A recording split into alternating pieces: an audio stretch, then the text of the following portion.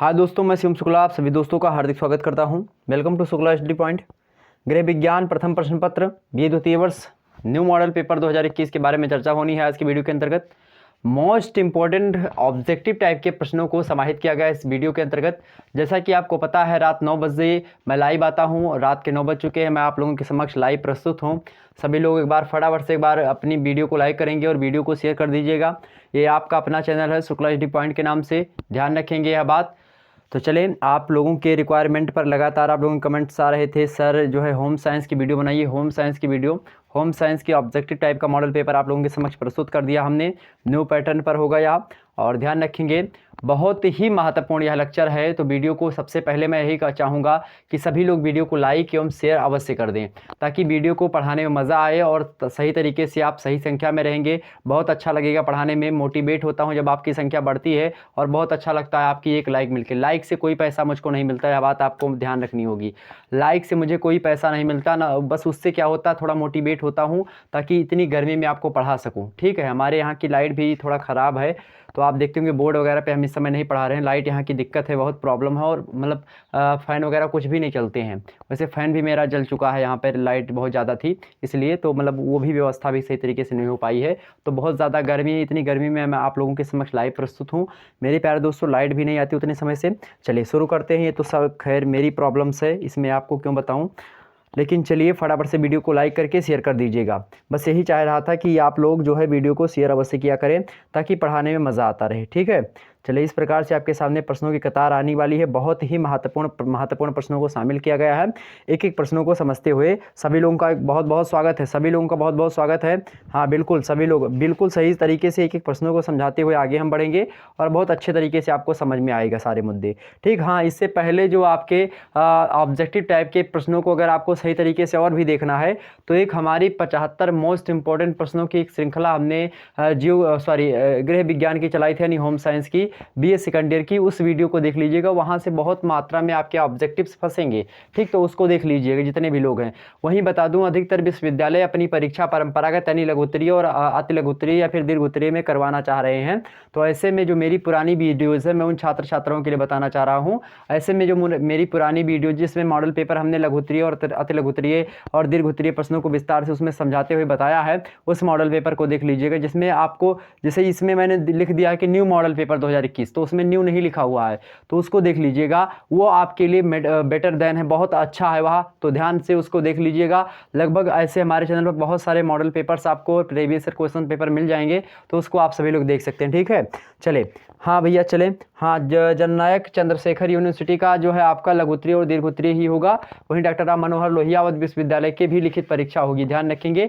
DDU का जो है ऑब्जेक्टिव टाइप का होगा, शायद मतलब शायद क्या होगा ही। ठीक, कानपुर का भी शायद ऑब्जेक्टिव हो या फिर लिखित हो, कोई अभी शायद उतना कन्फर्म नहीं, लेकिन शायद उसकी ऑब्जेक्टिव भी करवाने की सोच रहे हैं। लेकिन उस पर डिबेट है अभी, किसी दिन मैं अगर सही तरीके से उस पर अध्ययन करूँगा तो आपको बता दूंगा। ठीक है, चले हाँ, गृह विज्ञान बीए द्वितीय वर्ष प्रथम प्रश्न पत्र आहार एवं पोषण के मूल तत्व।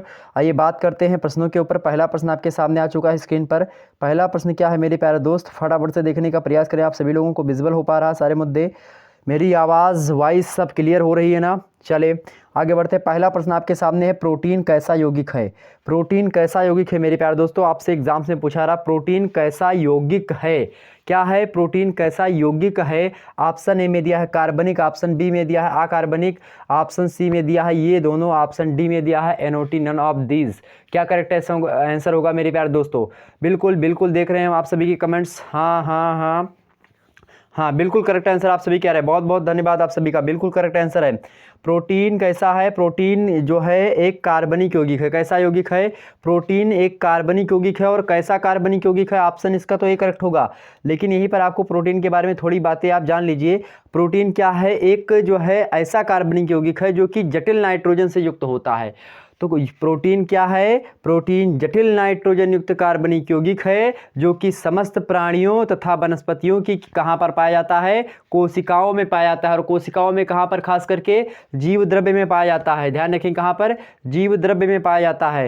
तो जीव द्रव्य में कोशिकाओं के, और मतलब कोशिकाओं के जीव द्रव्य में, कोशिका किसमें? वनस्पतियों की कोशिकाओं में और प्राणियों की कोशिकाओं में। अर्थात प्राणी मतलब मनुष्य वगैरह सब आ जाते हैं, जानवर वगैरह सब। वनस्पति मतलब आप समझते होंगे तमाम सारी वनस्पति वगैरह जो पेड़ पौधे हैं, फूल पत्तियाँ, ये सारी, तो ये भी वनस्पति हैं। तो इन सभी के कोशिकाओं के जीव द्रव्य जो होता है उसी में पाए जाते हैं कौन, प्रोटीन जो होते हैं, जो कि एक जटिल नाइट्रोजन युक्त कार्बनिक यौगिक हैं। ठीक, और जब इसका जल अपघटन करवाया जाता है प्रोटीन का, तो क्या देते हैं, तो आपसे पूछेगा जब प्रोटीन का जल अपघटन करवाया जाता है तो यह क्या देते हैं, तो यह अमीनो एसिड देते हैं। क्या देते हैं, अमीनो एसिड देते हैं। ध्यान रखेंगे, प्रोटीन कैसा यौगिक है, कार्बनिक यौगिक है। कार्बनिक में भी कैसा है, जटिल नाइट्रोजन युक्त कार्बनिक यौगिक है। ध्यान रखेंगे कहाँ पर पाया जाता है प्रोटीन, तो प्राणियों और वनस्पतियों की कोशिकाओं के जीव द्रव्य में पाया जाता है। इतनी बातें क्लियर हुई इसके बारे में। प्रोटीन के कार्य क्या होते हैं मेरे भैया, यह भी आपसे पूछ सकता है।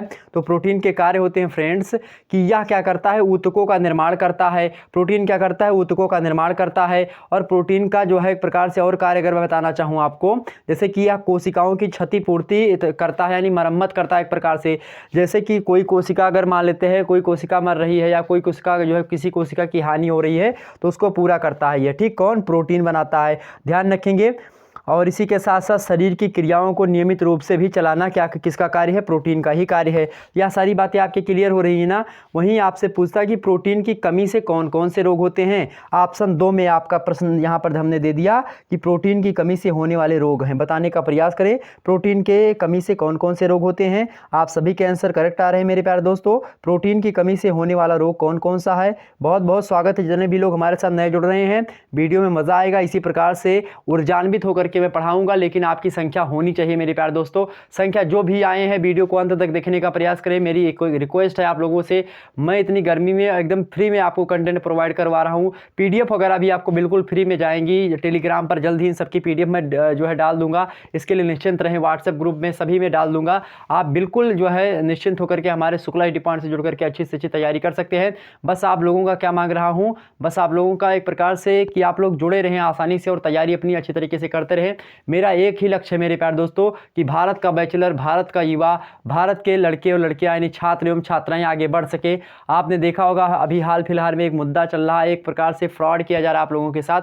इस पर एक चर्चा मतलब एक वीडियो बनाऊंगा। वैसे फ्रॉड क्या चल रहा है उसको मैं बता दूंगा, इस समय बताना क्लास के बीच में उचित ना होगा।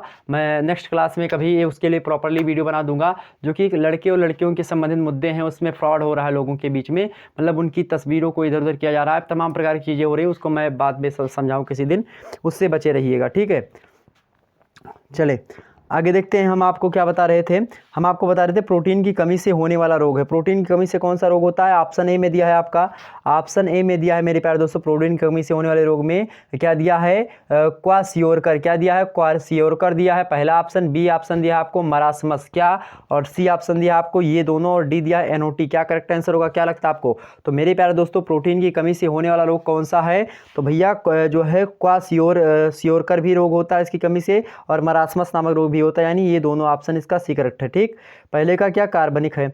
अगला प्रश्न आपके सामने आता है। अगला प्रश्न मेरे प्यारे दोस्तों, वहीं आपको हमने एक शब्द बताया होगा amino acid. What do you mean amino acid. Amino acid क्या होता है, तो अमीनो एसिड क्या होता है, प्रोटीन की एक इकाई होती है।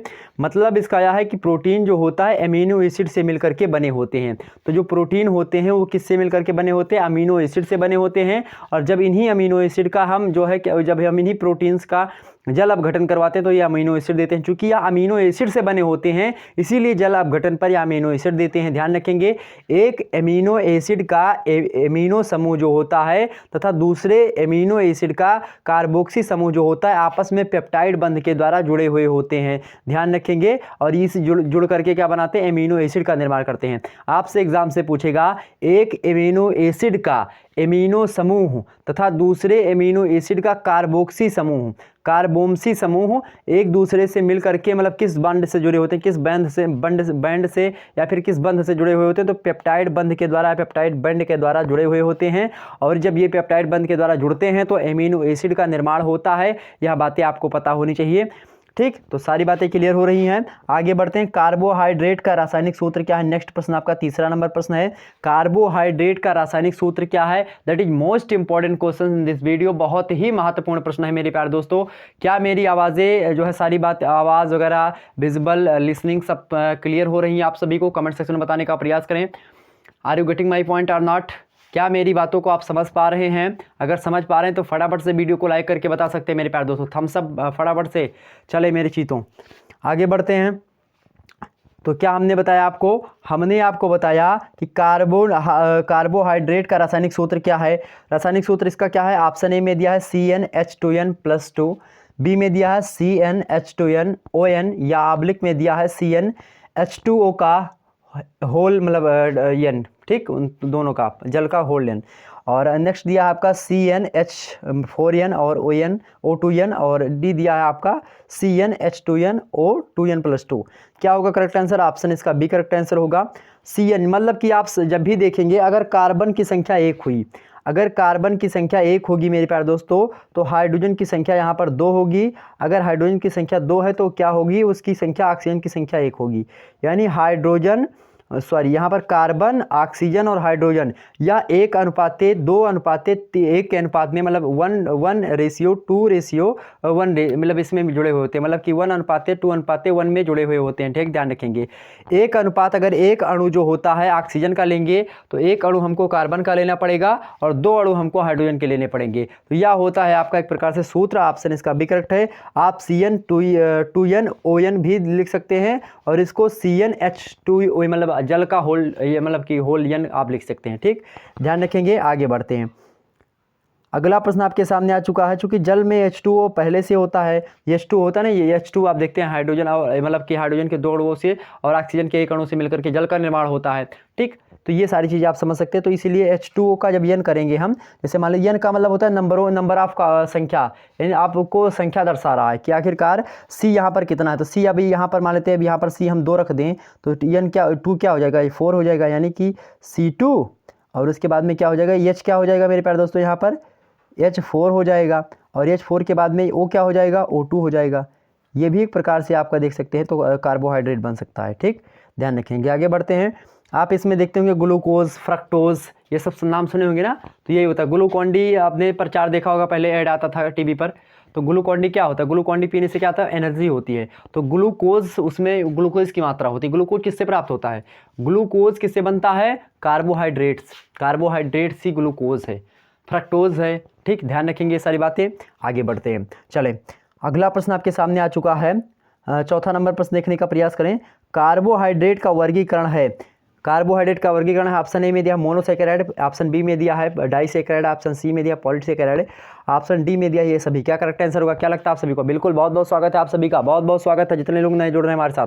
चलें आगे बढ़ते हैं, चलें बहुत ही ध्यान से चलिएगा, आगे बढ़ते हैं फटाफट से। कार्बोहाइड्रेट का वर्गीकरण कीजिए, बताने का प्रयास करें। वर्गीकरण कैसे कर सकते हैं, बिल्कुल, कार्बोहाइड्रेट जो है इसको 3 प्रकार से हम वर्गीकृत कर सकते हैं। पहला मोनोसैकेराइड, दूसरा डाइसैकेराइड, तीसरा पॉलीसैकेराइड। ऑप्शन इसका डी करेक्ट होगा, ये सभी होते हैं वर्गीकरण के अंदर कार्बोहाइड्रेट के। अब मोनोसैकेराइड क्या है, मोनोसैकेराइड में एक शर्करा मतलब शर्करा की एक इकाई पाई जाती है। डाइसैकेराइड में डाई मतलब होता है दो शर्करा इसमें पाई जाती है शर्करा की। पॉलीसैकेराइड में इसके अंतर्गत एक शर्करा यौगिक के कई सेल्यूलोज होते हैं। ध्यान रखेंगे। कार्बोहाइड्रेट के कार्य क्या होते हैं, कार्बोहाइड्रेट के कार्य क्या होते हैं, कमेंट सेक्शन में बताने का प्रयास करें जितने लोग देख रहे हैं। कार्बोहाइड्रेट के क्या कार्य होते हैं, कार्बोहाइड्रेट के मेरे प्यारे दोस्तों मैं बताता हूं। कार्बोहाइड्रेट से शरीर को ऊर्जा मिलती है, नोट करिएगा, कार्बोहाइड्रेट से शरीर को क्या मिलती है, ऊर्जा मिलती है। नेक्स्ट कार्य क्या है, कार्बोहाइड्रेट प्रोटीन की क्या करता है, बचत करता है। कार्बोहाइड्रेट प्रोटीन की बचत करता है। आपके एग्जाम में पूछेगा प्रश्न, ऑब्जेक्टिव बोलो कि प्रोटीन की बचत कौन करता है, प्रोटीन की बचत कार्बोहाइड्रेट करता है। कौन करता है, कार्बोहाइड्रेट करता है। नेक्स्ट कार्य क्या है इसका, तो वसा के ऑक्सीकरण को समान रखता है। कौन, कार्बोहाइड्रेट वसा के ऑक्सीकरण को समान रखता है। आपसे एग्जाम से पूछेगा वसा के ऑक्सीकरण को समान कौन रखता है, कार्बोहाइड्रेट रखता है। ये सारे जो बातें मैं बता रहा हूँ ये सब आप नोट डाउन करते रहिए अपने दिमाग में। ध्यान रखेंगे, कॉपी पेन लेकर के बैठे तो आप कॉपी पेन में, नहीं तो आप दिमाग में नोट डाउन करते हो। वैसे दिमाग में आप नहीं, कॉपी पेन लेकर के जरूर बैठे करिए। और वीडियो जब अपलोड हो जाएगी, वीडियो 2-3 मतलब कि जो है अपलोड हो जाएगी, इसके बाद में वीडियो जब अपलोड हो जाएगी तो उसको आप डाउनलोड कर सकते हैं या फिर ऑनलाइन ही देखने का प्रयास करेंगे। ऑनलाइन देखेंगे तो मुझे भी थोड़ा बहुत फ़ायदा मिलता रहेगा, ठीक। लेकिन अब आप डाउनलोड कर लेंगे तो उससे कोई मुझे फ़ायदा नहीं होगा। चलें, वैसे डाटा तो सबके घर में चल रहा होगा, कोई बात नहीं। तो वीडियो ज़्यादा से ज़्यादा ऑनलाइन देखने का प्रयास करें मेरे प्यारे दोस्तों, उसमें मेरा भी कुछ फ़ायदा हो जाएगा। तो जो है इसके कारण से आप लोगों से रिक्वेस्ट यही रहेगी कि आप थोड़ा वीडियो को जो ऐड वगैरह आते हैं इसको थोड़ा ऐड मतलब इसकी जैसे कि 2 ऐड आते हैं शुरुआत में, तो दोनों ऐड देख लीजिए करिएगा, ताकि इससे क्या होगी थोड़ी इनकम मेरी जो है बढ़ जाएगी। इनकम क्या, बस वही इनकम इतनी होती है मेरे प्यारे दोस्तों, किसी दिन इनकम पर वीडियो बना दूंगा कितनी इनकम होती है। इनकम इतनी होती है कि मतलब कि एक प्रकार से अपना खर्चा चल जाता है, बस अपना खर्चा चल जाता है। हाँ चलें आगे देखते हैं। तो कार्बोहाइड्रेट के कार्य हमने आपको बता ही दिए कि वसा के ऑक्सीकरण को क्या कर रखता है, यह सामान्य भी रखता है। हमने और क्या बताया आपको, हमने बताया कि कार्बोहाइड्रेट प्रोटीन की बचत करता है। हमने आपको क्या बताया, शरीर को ऊर्जा प्रदान करता है कार्बोहाइड्रेट। वहीं हमने और एक बात आपको नहीं बताई शायद कि जो है आंतों में अधिक समय तक क्या रहता है, आंतों में अधिक समय तक कौन रहता है, कार्बोहाइड्रेट रहता है। ध्यान रखें इतनी बात। कार्बोहाइड्रेट की कमी से कुछ हानियां भी होती हैं। अगर कार्बोहाइड्रेट की शरीर में कमी हो जाती है तो उसके कई हानियां होती हैं। इसको ध्यान से सुनिएगा, क्योंकि यहाँ से ऑब्जेक्टिव बहुत मात्रा में पूछे जाएंगे, तो बड़े ध्यान से सुनने का प्रयास करें आप सभी लोग। हाँ क्वेश्चन ला रहे हैं भाई, क्वेश्चन ला रहे हैं, जल्दी क्वेश्चन ला रहे हैं। बस हानियाँ थोड़ी समझ लीजिए कार्बोहाइड्रेट की। तो कार्बोहाइड्रेट की कई हानियाँ होती हैं। अगर इसकी कमी हो जाए आप में, शरीर को पर्याप्त ऊर्जा नहीं मिल पाती है, इसलिए आपको थका लगेगी, आपको कमजोरी महसूस होगी, आप जो है एक प्रकार से कमज़ोर अपने आप को फील करना प्रारंभ कर देंगे, और अपने आपके अंदर ऊर्जा कम हो जाएगी, यानी स्फूर्ति कम हो जाएगी, और शरीर आपका जो है आलस से भर जाएगा। आप दिन प्रतिदिन क्या होंगे, आलसी बनते चले जाएंगे। और जब मेरे प्यारे दोस्तों आप आलस से अपने आपके अंदर आ जाएगा तो क्या हो जाएगा, एक आपने जो है श्लोक प्रचलित है जो है अपने भारतीय पुराणों के अनुसार कि अलसस्य कुतो विद्या, अविद्यस्य कुतो धनम, अधनस्य कुतो मित्रम, अमित्रस्य कुतो सुखम।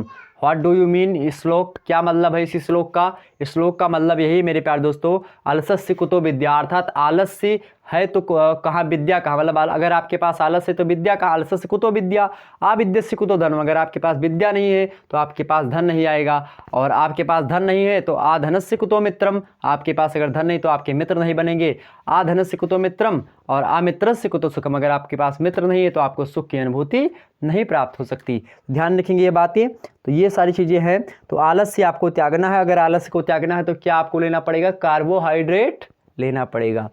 क्या लेना पड़ेगा, कार्बोहाइड्रेट लेना पड़ेगा।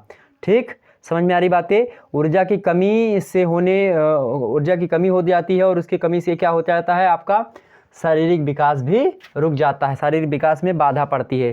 सारी बातें समझ में आ रही हैं। तो ये कार्बोहाइड्रेट की कमी से कुछ हानियाँ होती हैं, या बातें ध्यान रखेंगी। ओके, और कार्बोहाइड्रेट अगर आपकी अधिक ले लेते हैं तो भी हानियां हैं। अगर कम है तो अगर आपके शरीर में कार्बोहाइड्रेट कम है तो हमने आपको हानियां बता दी, लेकिन अगर आपके जो है शरीर में कार्बोहाइड्रेट की मात्रा अधिक हो जाए मेरे प्यारे दोस्त, तो उसके लिए भी आपको जो है एक प्रकार से हानि ही हानि है, उसको भी थोड़ा आप जान लीजिए। जैसे कि अगर आपके शरीर में कार्बोहाइड्रेट की मात्रा अधिक हो जाती है तो क्या होगा, ग्लाइकोजन के रूप में यकृत और मांसपेशियों में एकत्रित हो जाता है या, और इसके साथ ही यह एक प्रकार से हानि ही शरीर के लिए। और साथ ही साथ क्या होता है, ग्लाइकोजन वसा के रूप में त्वचा के नीचे जमा हो जाती है, और साथ ही साथ इससे क्या हो जाता है, ओबेसिटी अर्थात मोटापा नामक रोग उत्पन्न हो सकता है। तो ज़्यादा कार्बोहाइड्रेट से मोटापा हो जाता है, ध्यान रखेंगे। आप देखते नहीं बहुत सारे लोग जो नेता मंत्री या फिर तमाम सारे लोग क्या होते हैं, मोटे हो जाते हैं, तो कार्बोहाइड्रेट से है, वसा। ठीक, ध्यान रखेंगे, वसा के रूप में एकत्रित हो जाती है सारी चीज़ें। ठीक, त्वचा के नीचे जम जाती है वसा के रूप में, और एक प्रकार से देखते हैं तो जो है पेट निकल आता है बाहर। तो ये सारी चीज़ें हैं। आगे बढ़ते हैं अगले प्रश्न की ओर। अगला प्रश्न आपके सामने आ चुका है स्क्रीन पर आपके, कि वसा क्या होते हैं। मोस्ट इंपॉर्टेंट प्रश्न, वसा क्या होते हैं भैया। चलिए, वसा क्या होते हैं, वसा क्या होते हैं। आपको ऑप्शन में दिया है ट्राइग्लिसराइड, बी ऑप्शन दिया है डाइग्लिसराइड, और सी दिया है ये दोनों, और डी दिया है NOT यानी नन ऑफ दीज। क्या करेक्ट आंसर होगा मेरे प्यारे दोस्तों। तो वसा क्या होते हैं, ट्राइग्लिसराइड होते हैं, ट्राइग्लिसराइड होते हैं। वसा क्या होते हैं, ट्राइग्लिसराइड होते हैं। ऑप्शन इसका कौन सा करेक्ट होगा, ए, 5वें का ए करेक्ट होगा, ट्राइग्लिसराइड होते हैं। वसा क्या होते हैं, ट्राइग्लिसराइड होते हैं। ओके, ध्यान रखेंगे इतनी बात। वसा ट्राइग्लिसराइड होते हैं जो कि क्या करते हैं, ग्लिसरॉल के एक अणु तथा वसीय अम्ल के 2 अणुओं से मिलकर के बने होते हैं। साथ ही साथ वसा जो होता है कार्बन, हाइड्रोजन तथा ऑक्सीजन से मिलकर के बना होता है। जैसा कि हमने आपको पहले बताया, कार्बोहाइड्रेट भी कार्बन, हाइड्रोजन और ऑक्सीजन के मेल से ही बनता है। इसी प्रकार से वसा भी में भी क्या होता है आपके कार्बोहाइड्रेट, मतलब कि कार्बोहाइड्रेट की तरह यह भी क्या होता है, कार्बन, हाइड्रोजन और ऑक्सीजन से मिलकर के बना होता है। कार्बोहाइड्रेट की अपेक्षा जो इसका रासायनिक सूत्र होता है या रासायनिक संगठन होता है वह भिन्न होता है। वसा कार्बोहाइड्रेट की अपेक्षा जो है आपको अधिक ऊर्जा प्रदान करती है। ध्यान रखेंगे, कार्बोहाइड्रेट आपको ज़्यादा समय में ऊर्जा प्रदान करेगा, कम ऊर्जा प्रदान करेगा, लेकिन वहीं अगर वसा का आप प्रयोग करें तो वसा आपको कम समय में अधिक ऊर्जा प्रदान करेगी। ध्यान रखेंगे यह बातें, ठीक। वसा के कार्य क्या हैं? वसा के कार्य क्या है? शरीर में ऊर्जा उत्पन्न करता है या मांसपेशियों को शक्ति प्रदान करता है। शरीर में क्या करता है? चर्बी की जो है क्षतिपूर्ति करता है, आपके मांस की कमी है तो उसको भी भरता रहता है। साथ ही साथ शरीर के नीचे एकत्रित रह करके शरीर को सुडौल बनाता है। अर्थात जब देखते हैं ना कि हाँ किसी का, बहुत सारे लोगों का जो है जैसे गाल वगैरह बहुत धंसा हुआ होता है तो उनमें वसा की क्या है? कमी है। अगर वसा की कमी उनके अंदर ना होती तो उनके गाल वगैरह या फिर जो हड्डी कहीं पर दिख रही है तो हड्डी नहीं दिख पाती, मतलब उनके आकार कैसा होता है? सुडौल होता। सुडौल मतलब क्या होता है? एक प्रकार से सुंदर दिखने वाला, सुंदर डौल, एक प्रकार से डौल समझते हैं, ढांचा। तो मतलब एक प्रकार से हड्डी वगैरह ना दिखे आपका, एक प्रकार सभी लीपा पोता रहे, आसानी से सब बराबर रहे, तो इसको हम सुडौल कहते हैं, ठीक। सुडौल एवं आकर्षक, आप समझते हैं, आकर्षक मतलब है अट्रैक्टिव, सुडौल मतलब क्या होता है? ऐसा कि ठीक ठाक दिखे, ठीक। समझ में आ रही बातें? तो ये वसा के कार्य होते हैं, ठीक। ध्यान रखेंगे। नेक्स्ट प्रश्न आपके सामने लाने का प्रयास करते हैं। वसा में घुलनशील विटामिन कौन से हैं? विटामिन से vitamin A, vitamin B, vitamin C, sorry vitamin A option A में दिया है, विटामिन जो है आपके ऑप्शन बी में दिया है क्या? विटामिन बी में मेरे प्यारे दोस्तों दिया है आपको, विटामिन बी में आपको क्या दिया है? विटामिन बी में दिया होगा आपको, क्या दिया होगा? Vitamin D, vitamin A, vitamin D, vitamin के या फिर विटामिन जो है ई, या ये सभी। विटामिन ए नहीं दिया है वैसे। वसा में घुलनशील विटामिन जो होते हैं, कीड़ा, ट्रिक याद रखिए, कीड़ा, कीड़ा, कीड़ा क्या होता है? वसा में घुल जाता है, यानी vitamin A, vitamin D, vitamin E, vitamin के, ये 4 ऐसे विटामिन हैं जो कि वसा में घुल जाते हैं। बाकी सारे विटामिन क्या हैं? जल में घुलनशील है। तो आपसे ऑप्शन में पूछेगा, मतलब कि एग्जाम से पूछेगा कि कौन वसा में घुलनशील विटामिन है, कौन जल में घुलनशील विटामिन है, नाना प्रकार के प्रश्न आपसे पूछेगा। बिल्कुल चिंता करने की आवश्यकता नहीं, बड़ी आसानी से कीड़ा ट्रिक से आप आसानी से पकड़ सकते हैं कि हाँ जो है कहाँ पर जो है विटामिन के आएगा, कहाँ पर ई, कहाँ पर डी, कहाँ पर ए। तो कीड़ा जो है केवल वसा में घुलनशील है, मतलब कि विटामिन के, ई और डी, ये 4 ऐसे विटामिन है जो कि वसा में घुलनशील है। बाकी सारे विटामिन बी कॉम्प्लेक्स वगैरह आप देखते हैं, विटामिन सी, विटामिन बी आप देखते हैं, B1, B2, B11, B6, ये सारे विटामिन से नहीं, जो विटामिन बी कॉम्प्लेक्स में आते हैं वो सारे के सारे किसमें हैं? जल में घुलनशील हैं। नेक्स्ट प्रश्न आपके सामने, विटामिन 2 प्रकार के होते हैं, जल में घुलनशील और एक वसा में घुलनशील। ध्यान रखेंगे कि जल में घुलनशील और एक वसा में घुलनशील। आपसे पूछेगा विटामिन कितने प्रकार के होते हैं? विटामिन 2 प्रकार के होते हैं, एक जल में घुलनशील और एक वसा में घुलनशील। हमने आपको बता दें कौन जल में घुलते हैं, कौन वसा में घुलते हैं। ध्यान रखेंगे इतनी बातें। चलें नेक्स्ट प्रश्न पूछते हैं आपसे। विटामिन को वृद्धि तत्व भी कहा जाता है। आपसे एग्जाम से पूछे अगर कि वृद्धि तत्व किसे कहते हैं, तो वृद्धि तत्व किसे कहा जाता है? विटामिन को वृद्धि तत्व हम कहते हैं। आपसे एग्जाम से पूछेगा विटामिन ए के कार्य क्या हैं, तो विटामिन ए आपसे पूछे या ना पूछे, विटामिन ए का कार्य क्या है? विटामिन के कार्य है कि शरीर के उचित विकास और वृद्धि के लिए विटामिन ए आवश्यक होता है आपके लिए। शारीरिक वृद्धि एवं उत्तम स्वास्थ्य बनाए रखने के लिए विटामिन ए की आवश्यकता होती है। वहीं नेत्रों को स्वस्थ रखने के लिए और कम रोशनी में सामान्य दृष्टि आपको बनाए रखने के लिए विटामिन ए की आवश्यकता होती है। इसलिए आपने देखा होगा विटामिन ए की कमी से रतौंधी नामक रोग होता है। तो विटामिन ए की मात्रा आपके शरीर में अगर कम होती तो आपको रतौंधी रोग हो जाएगी। विटामिन बी की मात्रा अगर कम होती तो क्या होगा? बेरी नामक रोग हो जाएगा। विटामिन सी की कमी होती है तो क्या हो जाएगा? आपके रिकेट्स, सॉरी विटामिन सी की कमी से स्कर्वी हो जाएगा। और विटामिन डी की कमी से आपके रोग में क्या हो जाएगा? शरीर में रोग, सूखा नामक रोग है। विटामिन डी कहाँ पर पाया जाता है? सूर्य की किरणों में पाया जाता है। ध्यान रखेंगे। सारी बातें समझ में आ रही हैं? आगे बढ़ते हैं। हाँ, तो हमने आपको बता ही दिया विटामिन के बारे में। नेक्स्ट प्रश्न आपके सामने लाने का प्रयास करता हूँ। फटाफट से वीडियो को एक प्रकार से शेयर कर दें सभी लोग। हमने बताया वसा क्या होते हैं, वसा ट्राइग्लिसराइड होते हैं। वसा में घुलनशील विटामिन कौन कौन से हैं? ये सभी हैं। मैंने कीड़ा, हमने ट्रिक बता दी। अगला प्रश्न है आपका 7वां नंबर, विटामिन बी कॉम्प्लेक्स में कितने विटामिन पाए जाते हैं? विटामिन बी कॉम्प्लेक्स में कितने विटामिन पाए जाते हैं? ऑप्शन ए में दिया है 8, बी में दिया है 9, सी में दिया है 10 और डी में दिया 11। क्या होगी? विटामिन बी कॉम्प्लेक्स में कितने विटामिन पाए जाते हैं? विटामिन बी कॉम्प्लेक्स में 10 विटामिन पाए जाते हैं। कितने? 10 प्रकार के विटामिन पाए जाते हैं। ठीक, ध्यान रखेंगे। आपसे एग्जाम से पूछे विटामिन सी की कमी से होने वाली हानियां कौन कौन सी हैं? तो युवा अवस्था तथा प्रौढ़ावस्था में इसकी कमी से शरीर क्या हो जाता है? निर्बल हो जाता है। इसके अभाव में जोड़ों में दर्द होता है। आपसे पूछेगा जोड़ों में दर्द किस विटामिन की कमी से होता है? Vitamin C. आपसे पूछेगा कमजोरी और थकान किसके कारण से होती है? विटामिन सी की कमी के कारण से। और साथ ही साथ रक्त वाहिनियाँ दुर्बल हो जाती है किस विटामिन से? तो विटामिन सी की कमी से। हल्की चोट से जो है एक प्रकार से फट जाती हैं कौन जो रक्त वाहिनियाँ होती हैं नसें? विटामिन सी की कमी से। ठीक, मसूड़े फूल जाते हैं किसकी कमी से? विटामिन सी की कमी से। दांत कमज़ोर हो जाते हैं और शीघ्र गिर जाते हैं किसी कमी से? विटामिन सी की कमी से। ध्यान रखेंगे अब बातें। विटामिन बी कॉम्प्लेक्स क्या है? विटामिन बी कॉम्प्लेक्स जल में घुलनशील व सर्वप्रथम ज्ञात विटामिन है। इसमें क्या होता है, लगभग 10 प्रकार के विटामिन आपके पाए जाते हैं। साथ ही साथ सामूहिक रूप से इन 10 विटामिन को हम बी कॉम्प्लेक्स के नाम से जानते हैं। ध्यान रखेंगे सारी बातें। ओके, विटामिन ए कहाँ कहाँ पर पाया जाता है? आपसे पूछे कि विटामिन ए में क्या क्या पाया जाता है, तो आप देखेंगे जैसे कि दूध हो गया, दही हो गया, घी हो गया, और मक्खन हो गया, अंडा हो गया, मांस हो गया, मछली का तेल हो गया, इन सभी में विटामिन पाया जाता है। वहीं आप देखेंगे गाजर, टमाटर, गोभी, लहसुन, इन सभी में पाया जाता है। और फलों में बात की जाए तो आप देखेंगे केला, आम, पपीता, इन सभी में पाया जाता है। ठीक, ध्यान रखेंगे सारी बातें। स्कर्वी रोग, विटामिन सी हमने आपको बता दिया। विटामिन डी कहाँ से मिलता है आपको? विटामिन डी आपको कहाँ से मिलता है? सूर्य से मिलता है, लेकिन विटामिन डी मछली के तेल से भी, और दूध से, अंडे से, और ये किर्त से और मक्खन से ये विटामिन डी प्राप्त होता है। ध्यान रखेंगे सारी बातें। ओके, अगला प्रश्न आपके सामने है कि दूध में कौन सी विटामिन नहीं मिलती है? बहुत ही महत्वपूर्ण प्रश्न है। दूध में कौन सी विटामिन नहीं मिलती है? फटाफट से बताने का प्रयास करें। दूध में कौन सी विटामिन नहीं मिलती? फटाफट से बताने का प्रयास करें। दूध में कौन सी विटामिन नहीं मिलती? Vitamin A, vitamin B, vitamin C, vitamin आपकी क्या है, डी। क्या करेक्ट आंसर होगा? दूध में कौन सी विटामिन नहीं मिलती? विटामिन कौन सी विटामिन ऐसी जो दूध में नहीं मिलती है? तो विटामिन सी एक ऐसी विटामिन है जो दूध में नहीं मिलती, बाकी सारी विटामिन मिलती है। ऑप्शन इसका सी करेक्ट है। ओके, ध्यान रखेंगे इतनी बात। धूप का विटामिन किसे कहा जाता है? विटामिन डी को। धूप का विटामिन किसे कहा जाता है? विटामिन डी को कहा जाता है। ध्यान रखेंगे। अगला प्रश्न आपके सामने है, कौन सा विटामिन स्त्रियों में बांझपन को दूर करने में सहायक होता है? Vitamin A, vitamin C, vitamin D, vitamin E. क्या होगा? तो स्त्रियों में बांझपन को दूर करने में सहायक होती है आपकी विटामिन ई। ऑप्शन इसका डी करेक्ट होगा, विटामिन ई। विटामिन ई के द्वारा क्या होता है? स्त्रियों में बांझपन को दूर करने में सहायक होता है। साथ ही साथ इसके अभाव में नपुंसकता और स्त्रियों में बांझपन बढ़ता है। अगर विटामिन ई की कमी है तो पुरुषों में नपुंसकता और स्त्रियों में एक प्रकार से बांझपन की समस्या बढ़ जाती है, और गर्भपात की भी समस्या जो है बढ़ जाती है लगभग। ठीक, तो विटामिन ई की आप पूर्ति करते रहे, विटामिन ई के इसके स्रोतों को आप ग्रहण करते रहे, ताकि ऐसी समस्याएं आपके जीवन में ना आए। ओके, ध्यान रखेंगे। नेक्स्ट प्रश्न आपके सामने लाने का प्रयास करते हैं। अगला प्रश्न, फटाफट से वीडियो को शेयर कर दीजिए और लाइक कर दीजिए जितने भी लोग जो देख रहे हैं। चले, शरीर में लगभग कितने खनिज लवण पाए जाते हैं? शरीर में लगभग कितने खनिज लवण पाए जाते हैं? ऑप्शन ए में दिया है 14, ऑप्शन बी में दिया है 15, ऑप्शन सी में दिया 17, ऑप्शन डी में दिया 19। तो शरीर में लगभग कितने खनिज लवण पाए जाते हैं, बताने का प्रयास करें।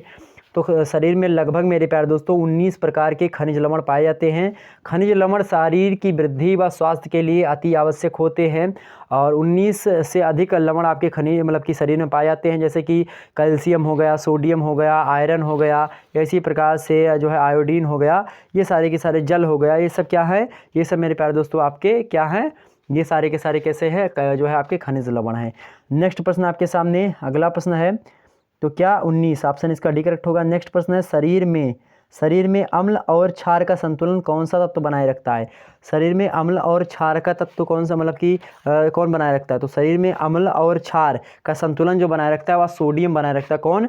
सोडियम बनाए रखता है। जी हाँ, बिल्कुल बिल्कुल करेक्ट आंसर आप सभी कह रहे हैं, सोडियम बनाए रखता है। और सोडियम जो एक प्रकार से, सोडियम का प्रतीक क्या है? Na को सोडियम कहा जाता है। ठीक है, hydrogen, helium, lithium, beryllium, boron, carbon, nitrogen, oxygen, fluorine, neon, sodium, magnesium, aluminium, silicon, phosphorus, sulphur, chlorine, argon, potassium, calcium, scandium, titanium, vanadium, chromium, argon जो है पोटास, जिंक, कापर, इस प्रकार से कापर, जिंक, निकल, इस प्रकार से था।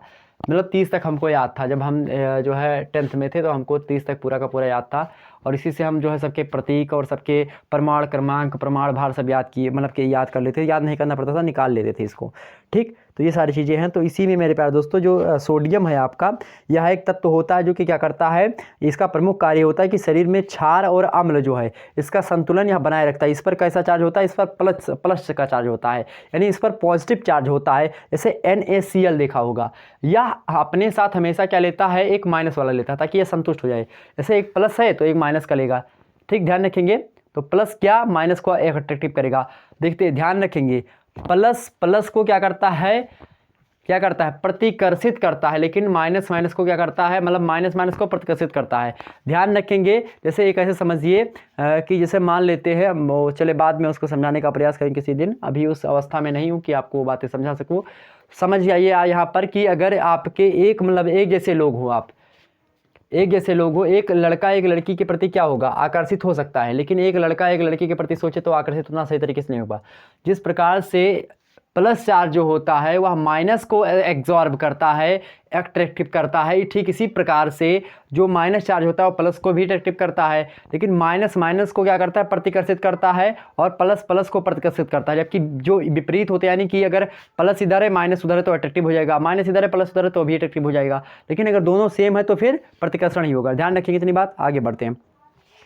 अगला प्रश्न आपके सामने आ चुका है मेरे प्यारे दोस्तों। अगला प्रश्न बहुत ही महत्वपूर्ण प्रश्न आ चुका है, फटाफट से एक बार देखने का प्रयास करें इस प्रश्न को। तो इसका हमने क्या बताया, सोडियम जो होता है या शरीर में अम्ल और क्षार का संतुलन बनाए रखता है। ध्यान रखेंगे। साथ ही साथ या शरीर में जल का भी संतुलन बनाए रखता है। ध्यान रखेंगे। आपसे पूछे शरीर में जल का संतुलन रखने में कौन मदद करता है या कौन मदद पहुंचाता है, तो सोडियम तत्व ही पहुंचाता है। ध्यान रखेंगे। अगला प्रश्न आपके एग्जाम से पूछा जा सकता है, बहुत ही महत्वपूर्ण प्रश्न आ गया आपके सामने कि क्या है भैया कि शरीर में आयरन की कमी से कौन सा रोग हो जाता है। शरीर में आयरन की कमी से कौन सा रोग हो जाता है। ए ऑप्शन दिया वर्ण अंधता, बी ऑप्शन दिया है रक्त ताल्पता जिसको एनीमिया कहा जाता है अंग्रेजी में, सी ऑप्शन ये दोनों, या फिर D option NOT none of these. क्या करेक्ट आंसर होगा मेरे प्यारे दोस्तों। तो शरीर में आयरन की कमी से रक्त ताल्पता नामक रोग हो जाता है, यानी एनीमिया हो जाता है। ऑप्शन इसका बी करेक्ट है। ध्यान रखेंगे। वर्ण अंधता जो होती है, वर्ण इसमें कम दिखाई पड़ते हैं, जैसे कि वर्ण अंधता हुए व्यक्ति को जो है ट्रेन वगैरह में नौकरी नहीं मिलती, मतलब रेलवे में आपको नौकरी नहीं मिलेगी। नेक्स्ट प्रश्न आगे बढ़ते हैं हम। अगला प्रश्न आपके सामने लाने का प्रयास करते हैं। अगला प्रश्न आपके सामने, आयोडीन की कमी से कौन सा रोग हो जाता है। आयोडीन की कमी से, तो देखिए आयोडीन की कमी से कौन कौन सा रोग होता है आपका। आयोडीन की कमी से ऑप्शन ए में दिया घोंघा, बी में दिया कंठमाला, सी में दिया है आपका गोइट्रे। क्या करेक्ट है, गोइट्रे। क्या करेक्ट आंसर होगा आपका। तो घोंघा भी, कंठमाला और गोइट्रे तीनों का एक ही नाम है, मतलब तीनों को एक ही, मतलब एक रोग को तीन नाम से इनसे जानते हैं, तो ये सभी ऑप्शन इसका डी करेक्ट होगा। तो ध्यान रखेंगे, ऐसे आपसे एग्जाम से प्रश्न पूछ सकता है। अगला प्रश्न है, जल कितने डिग्री सेल्सियस पर जम जाता है। बताने का प्रयास करें सभी लोग, जल कितने डिग्री सेल्सियस तापमान पर जम जाता है। तो जल मेरे प्यारे दोस्तों अगर बात करें, जल का रासायनिक सूत्र क्या होता है, H2O होता है। जल दो हाइड्रोजन तत्वों से मिलकर के और एक जो है ऑक्सीजन तत्वों से मिलकर के बना हुआ होता है। यह मेरे प्यारे दोस्तों जल जो है आपका 0 डिग्री सेल्सियस पर जम जाता है। 0 डिग्री सेल्सियस ऑप्शन इसका ए में दिया है। 0 डिग्री सेल्सियस पर जो है जल जम जाता है। और ध्यान रखेंगे, आपसे पूछे कि जल कब उबलने लगता है, तो 100 डिग्री सेल्सियस पर जल क्या होता है, उबलने लगता है। ध्यान रखेंगे, 100 डिग्री सेल्सियस पर जल उबलने लगता है। ध्यान रखेंगे। आपसे एग्जाम से प्रश्न पूछे कि दूषित जल में कौन कौन से रोग होते हैं। अगर आप दूषित जल का सेवन करते हैं तो आप जो है कौन कौन सा रोग हो सकता है, तो हैजा हो सकता है, आपको टाइफाइड हो सकता है, आपको पेचिस हो सकती है, आपको अतिसार नामक रोग हो सकता है। ध्यान रखेंगे। तो क्या हैजा, टाइफाइड, पेचिस और अतिसार दूषित जल ग्रहण करने से। आपसे एग्जाम से प्रश्न पूछे कि मानव शरीर में जल की कितनी मात्रा पाई जाती है। मानव शरीर में जल की कितनी मात्रा पाई जाती है, तो मानव शरीर में जल की लगभग 70% मात्रा पाई जाती है। ध्यान रखें, 70% मात्रा जल की पाई जाती है। ध्यान रखें इतनी बात। चलें आगे बढ़ते हैं अगले प्रश्न की ओर। अगला प्रश्न आपकी स्क्रीन पर आ चुका है। अगला प्रश्न है मेरे प्यारे दोस्तों, मसाले भोजन को बनाते हैं। भैया मसाले भोजन को कैसा बनाते हैं, बताने का प्रयास, जितने भी जो है लड़कियां हमको देख रहे हैं सभी लोग, गर्ल्स फटाफट बताने का प्रयास करें। मसाले भोजन को क्या बनाते हैं, फटाफट से बताने का प्रयास करें। मसाले से भोजन को क्या मिलता है, यानी मसाले पड़ जाने से भोजन का स्वाद बढ़ जाता है, भोजन सुगंधित हो जाता है, या भोजन पाचक हो जाता है, या स्वादिष्ट हो, क्या हो जाता है। तो मसाले भोजन को बनाते हैं कैसा, स्वादिष्ट भी बनाते हैं, पाचक भी बनाते हैं और सुगंधित भी बनाते हैं। बिल्कुल करेक्ट आंसर आप सभी की, ऑप्शन इसका डी करेक्ट होगा। नेक्स्ट प्रश्न आपके सामने आ चुका। आपसे पूछे कि दूध से कौन कौन सी चीज़ें बनती हैं। दूध से मेरे प्यारे दोस्तों दही, छाछ, मक्खन, घी, पनीर, रबड़ी, तमाम सारी चीज़ें बनता है। खोरचन, खोया, पानी आ गया होगा मुँह में सभी के। चलें किसी दिन खिला देंगे आपको। चलें पार्टी तो बिल्कुल होगी, 100 के सब्सक्राइबर पहुँचे तुरंत आप लोगों के साथ बिल्कुल लेने का प्रयास करेंगे, बिल्कुल। चलें आगे बढ़ते हैं, फटाफट से पहुंचाने का प्रयास करें। नेक्स्ट प्रश्न आपके सामने, नेक्स्ट प्रश्न आ चुका है मेरे प्यारे दोस्तों, स्तनपान कराने वाली स्त्री का आहार क्या होना चाहिए। ऑप्शन ए में दिया अंडा, बी में दिया प्रोटीन, सी में दिया खनिज लवण और डी में दिया विटामिन, या फिर सी ई में दिया है ये सभी। तो भैया ये सभी ऑप्शन करेक्ट होगा, क्योंकि ये सभी कराने चाहिए भोजन में। नेक्स्ट प्रश्न आपके सामने है, भोजन पकाने की विधियां हैं, सभी लोग बताने का प्रयास करें। भोजन पकाने की कौन कौन सी विधियां हैं? ऑप्शन ए में दिया सूखा गर्म करना, कोई सूखा चीज़ है उसको गर्म करें, या बी दिया है गीला गर्म करना, कोई गीला चीज़ है उसको गर्म करें, सी ऑप्शन दिया है तलना, और डी दिया ये सभी। बिल्कुल ये सभी करेक्ट आंसर होगा, ये सभी लोग आप जानते हैं। नेक्स्ट प्रश्न आपके सामने आ चुका है, शुद्ध घी में क्या मिलावट की जाती है? शुद्ध घी में क्या मिलावट की जाती है भैया? तो शुद्ध घी में ऑप्शन ए में दिया वनस्पति घी, बी में दिया चर्बी, और डी में दिया, सी में दिया ये दोनों, और डी में दिया ये नोटी नन ऑफ दीज। तो घी में चर्बी और वनस्पति घी दोनों भी मिलाया जाता है, ठीक, ध्यान रखिए। तो ऑप्शन इसका सी करेक्ट होगा। नेक्स्ट प्रश्न आपके सामने है, विष उत्पन्न करने वाले बैक्टीरिया हैं। विष उत्पन्न करने वाले बैक्टीरिया कौन कौन से हैं? तो विष उत्पन्न करने वाले बैक्टीरिया में मेरे प्यारे दोस्तों, ये इसमें 4 समूह के जो है एक प्रकार से बैक्टीरिया आते हैं। जैसे कि पहला समूह है आपका सैलेमोनेला समूह, और दूसरा है आपका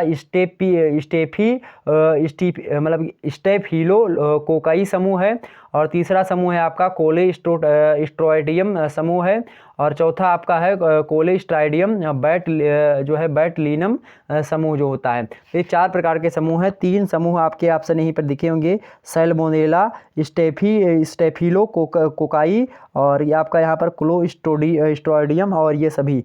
इसमें एक और लास्ट में हमने बताया जो है बैटलिनम। तो बैटलिनम जो है एक प्रकार से ये भी सारे के सारे कैसे हैं, विष उत्पन्न करने वाले बैक्टीरियाज हैं। ओके, ध्यान रखिए कितनी बातें। चलें फटाफट से एक बार वीडियो को शेयर कर दीजिए सभी लोग, जितने लोग नए देख रहे हैं हमारे साथ, नए लोग आए हैं सभी लोग फटाफट से वीडियो को लाइक कर दीजिएगा। ओके, नेक्स्ट प्रश्न आपके सामने, अगला प्रश्न बहुत ही महत्वपूर्ण, ISI का विस्तृत रूप क्या है? ISI का मोहर आप देखते हैं हॉल मार्क लगा होता है किसी भी प्रोडक्ट पर, तो किसी भी प्रोडक्ट पर जो हॉल मार्क लगता है ISI का, वह क्या दर्शाता है? वह दर्शाता है कि जो है एक प्रकार से यह चीज़ बहुत अच्छी है। तो ISI क्या है? एक विस्तृत रूप से अगर इसकी बात की जाए, इसको इंडियन स्टैंडर्ड इंस्टीट्यूट के नाम से जाना था, इंस्टीट्यूशन। इंडियन आपका ऑप्शंस में मिलेगा इंडियन स्टैंडर्ड इंस्टीट्यूशन, आपको ऑप्शन ए में ही मिल गया, ऑप्शन इसका ए करेक्ट होगा, ठीक, ध्यान रखेंगे। इसको हिंदी में क्या कहा जाता है? भारतीय मानक संस्था के नाम से जाना जाता है। यह देश की एक महत्वपूर्ण संस्था है जो कि क्या करती है? गुणवत्ता नियंत्रण और पदार्थों के मानक हेतु क्या करती है? तमाम प्रकार की चीज़ें करती है और उसके लिए उत्तरदायी है। यह संस्था जो है 1947 ईस्वी में स्थापित की गई थी। ऑप्शन एग्जाम्स में आपसे प्रश्न पूछेगा ISI का जो है स्थापना कब हुई थी? 1947 में हुई थी। इस संस्था का कार्य क्या है? इस संस्था का कार्य जो है प्रमाणीकरण जो है अधिनियम 1952 के अंतर्गत किया जाता है, और इस संस्था का कार्य यही है कि यह गुणवत्ता चेक करती है, क्या चीज़ कितना अच्छा है इसको चेक करने का कार्य किसका है? ISI का है, ठीक, ध्यान रखेंगे। नेक्स्ट प्रश्न आपके सामने है, BMR का विस्तृत फॉर्म क्या है? BMR का विस्तृत फॉर्म क्या है? तो BMR को हम जो है एक प्रकार से क्या कहते हैं? BMR को मेरे प्यारे दोस्तों हम क्या कहते हैं? BMR का जो पूरा नाम है, BMR का पूरा नाम क्या है? BMR का पूरा नाम है आपका basal metabolic rate. Basal metabolic rate option किस में दिया हुआ है? Basal metabolic rate, option C में दिया बेसल मेटाबॉलिक रेट। BMR का पूरा नाम क्या है? Basal metabolic rate. ध्यान रखेंगे, किसी व्यक्ति के उस समय की ऊर्जा चयापचय को बेसल मेटाबॉलिक रेट कहा जाता है जब वह शारीरिक एवं मानसिक रूप से विश्राम की अवस्था में होता है। उसके शरीर का तापक्रम जो होता है साधारण है, और साथ ही साथ भोजन के अवशोषण की स्थिति में है, अर्थात आखिरी आहार ग्रहण किए हुए 12 घंटे अगर किसी व्यक्ति को बीत चुके हैं मेरे प्यारे दोस्त, तो ऐसे व्यक्ति को ऐसा बल्कि 12 घंटे उसको बीत चुके हैं भोजन किए हुए और वह आराम की दशा में है, ऐसे समय में जो है उसकी ऊर्जा को हम नापते हैं, और उसी की ऊर्जा को हम क्या कहते हैं? बेसल मेटाबॉलिक रेट उस समय के कहते हैं, ठीक, ध्यान रखेंगे। अगला प्रश्न आपके सामने आ चुका है। अगला प्रश्न आपके सामने आ चुका है, ऊर्जा को प्रभावित करने वाले तत्व कौन कौन से? आयु, व्यवसाय, मौसम और जलवायु, ये सभी बिल्कुल सभी हैं, ऑप्शन इसका डी करेक्ट है। नेक्स्ट है, कुपोषण के कारण क्या है? अपर्याप्त भोजन, बिल्कुल। अनुपयुक्त भोजन, अनुचित भोजन, बिल्कुल, ये सभी ऑप्शन इसका डी करेक्ट होगा। अगला प्रश्न आपके सामने, निम्न में से कौन से पोषक तत्व हैं? तो प्रोटीन, वसा और विटामिन, ये सभी क्या हैं? इनमें से पोषक तत्व हैं, ऑप्शन इसका डी करेक्ट होगा। और भी तमाम सारे पोषक तत्वों की श्रेणी में आते हैं आपके। पोषक तत्व में से प्रोटीन हो गया, कार्बोज हो गया, वसा, विटामिन, खनिज लवण, जल, ये सब पोषक तत्व के अंतर्गत आते हैं, ठीक, ध्यान रखेंगे। ये सारी बातें हमने आपको बता दी, बहुत ही महत्वपूर्ण ये सारे क्वेश्चंस हैं जो कि आपको हमने बता दिए। तो ये सारे मुद्दे आपके क्लियर हुए होंगे, और जाहिर सी बात है आपको सारी वीडियो में मज़ा आया होगा, सारी बातें पसंद आई होंगी। हमने इससे संबंधित एक लेक्चर और बना दिया है, मतलब पेपर 2 की जल्द करवाएंगे। सोशोलॉजी कुछ लोग कह रहे हैं, कुछ लोग इकोनॉमिक्स बोल रहे हैं, कुछ लोग पॉलिटिकल साइंस की पेपर 2 के बारे में बात करें। पेपर 2 की जल्द ही वीडियो आपके सामने अपलोड कर दी जाएगी, सोशोलॉजी की और पॉलिटिकल साइंस की, और पेपर 1 की सभी की अपलोडेड हैं। आपको मैं बता दूं, राष्ट्र गौरव से संबंधित जितने भी छात्र छात्रा हमारे साथ जुड़े हुए हैं, राष्ट्र गौरव वाला पेपर जरूर देख लीजिएगा।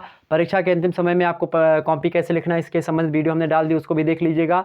और ध्यान रखेंगे इसी प्रकार से तमाम सारे वीडियो आपके सामने आ रहे हैं इस समय, उन सभी वीडियोज़ को देख करके आप अपनी तैयारी को अच्छे तरीके से कर सकते हैं। आपके कॉलेज में कुछ भी पढ़ाई नहीं हुई है, कोई दिक्कत करने की बात नहीं, कोई टेंशन आपको लेने की आवश्यकता नहीं है जब तक शुक्ला स्टडी पॉइंट आपके साथ खड़ा हुआ है। ठीक है, चलें फटाफट से एक बार वीडियो को सभी लोग लाइक करेंगे और सभी लोग वीडियो को शेयर कर दीजिएगा और कमेंट सेक्शन में बताने का प्रयास करें और किस सब्जेक्ट पर आपको वीडियो चाहिए। ओके, फिर मिलते हैं मेरे प्यारे दोस्तों नेक्स्ट वीडियो के अंतर्गत। तब तक के लिए आप सभी लोगों का बहुत बहुत धन्यवाद, ये अभी तक आप जुड़े रहे हमारे साथ।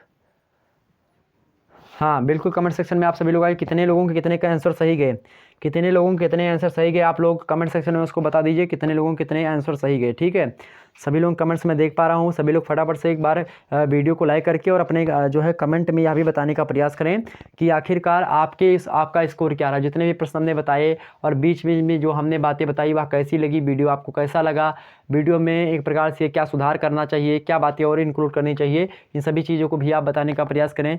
क्योंकि एक प्रकार से क्या होता है, बूंद बूंद से घड़ा भरता है, तो करत करत अभ्यास से जड़मत हो सुजान, रस्सी आवत जाते सिल पर परत निशान। सभी लोग एक प्रकार से पढ़ाई अपनी निरंतर बनाए रखें। इस वीडियो को 3 से 4 बार देखिएगा और ऑनलाइन ही देखिएगा, यूट्यूब पर लाइव मतलब ऑनलाइन ही देखने का प्रयास करें ताकि एक प्रकार से आपका फ़ायदा होने के साथ साथ मेरा भी फ़ायदा हो सके। चलिए एक बार फिर से मैं बता रहा हूँ, सभी लोगों का बहुत बहुत धन्यवाद। जय हिंद, जय भारत। कमेंट सेक्शन में लिखने का प्रयास करें।